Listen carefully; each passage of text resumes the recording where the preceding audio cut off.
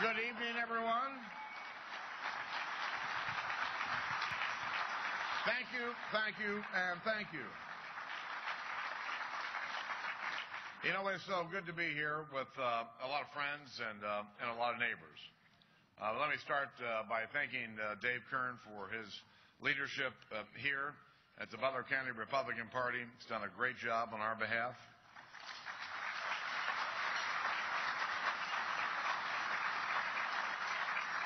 I'm very pleased that David Yost was here, our state auditor, and thank you for a great speech and a very kind introduction. Well, let me also say I couldn't be more proud of all that Dave is doing, and frankly, all that our team in Columbus is doing on our behalf. You know, a lot of people in Washington could learn one or two things about what's going on here in Ohio. When you look at Ohio, they've balanced the budget, upgraded our credit rating, removed government barriers to private sector growth, and all of this without raising taxes in our state. I know it hasn't been easy. John Kasich and his team have been under constant pressure from the White House and all their allies on the left. Of course, rather than looking at the example of Ohio, and other states and what they're doing, the president's more focused on blaming others for all of his inefficiencies and all of his failed policies that have given nothing to us. Think about this for a moment. Think about the last 3 years. We got a $1 trillion stimulus bill. We got the Obama government takeover of our health care. We got an omnibus spending bill with 9,000 earmarks that were never exposed to the light of day. And that's not to mention all the reams of new rules, new regulations that drive up the cost of virtually everything, including the cost of gasoline. None of this created jobs, and frankly, the policies of the president have not only not helped our economy, they've made it worse. You know, the American people saw all of this in 2010, and they began to do something about it.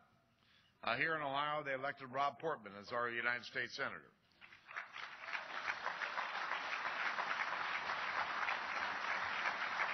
They also elected 5 new Republican members of the House from here in Ohio and swept the Democrats out of the halls of Columbus, Ohio.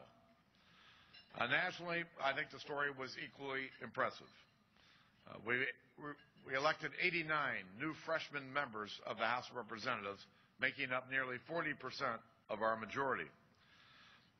Kelly Ayotte, who's with us here today, proud new freshman member elected in 2010, and joining a great big class of new members in Washington, D.C.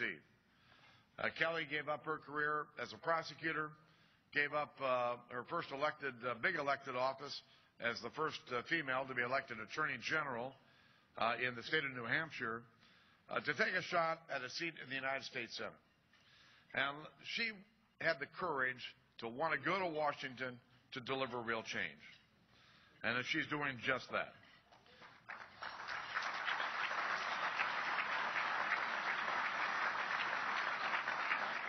You know, in her short time in Washington, she's been an important voice to promote life, to protect our veterans, and stop runaway government spending.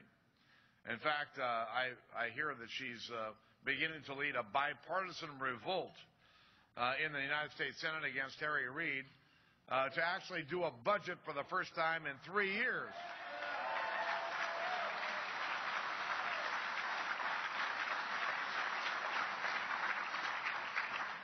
I don't have to tell Kelly this, but guess what? It's about time. In fact, it's been more than 3 years. But I'm going to turn all this over to Kelly here in just a few minutes, but I've got a couple other things that I want to say. You know, the upcoming election is going to be the most important election of our lifetime. Have you heard politicians over the course of your life talk about this upcoming election going to be the most important election of our lifetime? But guess what? Most times it wasn't. But I can tell you the most important election of my lifetime is going to occur this November. The election is going to be a referendum on the president's economic policies. whether it's about the jobs in the economy, whether it's about gasoline prices, or whether it's about Obamacare. That's what the election is going to be about. The president's going to try to make the election about anything other than those three issues. But listen, no one's tried to work with the president more than I have. And Lord knows I've tried everything in the world to try to find common ground with the president. Last summer we spent months trying to find a way to bring our fiscal house in order and realign entitlement programs so that they're sustainable for the long term. But the president couldn't muster the courage to do the right thing. At the last minute, he decided to move the goalpost. He demanded $1.2 trillion in new taxes. And he knew that I was not going to go to that point. There's been a lot that's been talked about how this whole thing played out. The White House tried to spin that I walked out of these negotiations. But there's been a lot being written about this all of a sudden. Washington Post last Sunday wrote a big article. And, reporters love to talk to dozens of staffers and members and people who are in the room. And, they get down to the details about what kind of muffins were in the room while we were having breakfast. One of the things I found most interesting from some unnamed source in the White House who was horrified that I had the audacity to say Obamacare while pushing the president to cut his own health care law. Now, listen, you can excuse me for speaking like an ordinary American. The fact is, the American people don't want Obamacare. Washington Democrats forced it down the throats of the American people, and the American people are going to rise up in November and do something about it.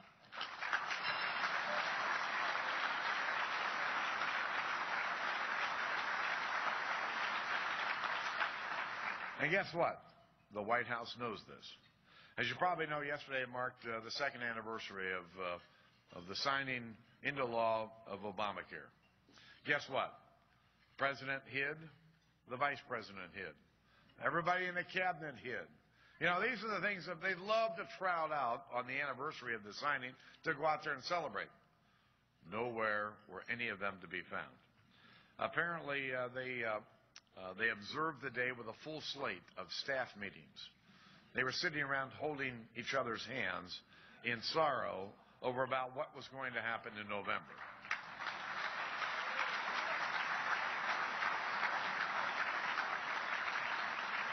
The House Republican majority is going to do exactly what we said we would do. We were going to listen to the American people. We were going to follow the will of the American people. And we were going to have the courage of our conviction to do what we thought was in the best interest of our country. One of the great things about our political system is there's no limit to the size of the team that you can build. Here in Butler County, we know how this works. Once again, the road to the White House will lead right through Butler County. Every yard sign, every phone call, every door that is knocked will be in assist of our candidates from the top of the ticket to the bottom of the ticket. We've got an opportunity to pull together and make sure that we actually deliver for the American people, our state and our county, a Republican team that will do the right thing for our country. And I'm looking forward to working alongside of each and every one of you in this room, because we have a lot of work to do this year. So I want to thank you for being here. There's not a better group of Republicans anywhere in this country. Now to Kelly. Now, I told you a little about Kelly Ayotte, the new senator from New Hampshire, who's here with us tonight. She really was. She was a prosecutor, she ran for Attorney General, did a great job as Attorney General. Her husband was a former fighter pilot in the Air Force, and he's a small business owner in New Hampshire. And I've been to New Hampshire more times than I can count. It's a little different than it is here in Butler County, I can tell you that. But Kelly gets it. How do I know this? It's because Kelly decided to show up and have dinner with what people in Washington call the Rat Pack. For those of you who don't know the Rat Pack, you've heard me talk about my friends in Washington, Saxby Chambliss, a senator from Georgia, Tom Coburn, senator from Oklahoma, Richard Burr, senator from North Carolina, Tom Latham, one of my House colleagues, and There are a few others, hangers-on that show up with it. Lindsey Graham will show up once in a while when we can put up with him. But Kelly has decided to show up a couple of nights to have dinner with what they call in Washington the Rat Pack. And, you have dinner with our crowd a couple of times, you get to know each other pretty well. I'm going to tell you what, Kelly, she understands what's America. She understands what the American people want. She's someone that I'm very proud of and someone that I'm very happy to call my friend. Ladies and gentlemen, join me in welcoming the freshman senator from the state of New Hampshire, Kelly Ayotte.